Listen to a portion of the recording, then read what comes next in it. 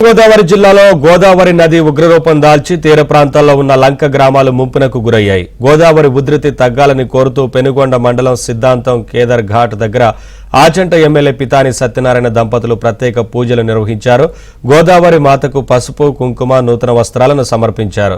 వేద పండితుల మంత్రోచ్చారణల మధ్య పూజలు నిర్వహించారు. గోదావరి నదికి హారతులిచ్చారు.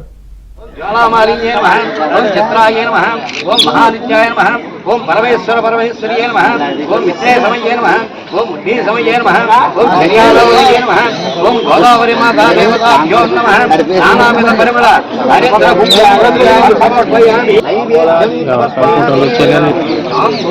समर्पयामि यदाहमेति निराजमाय नर्यपयाम ते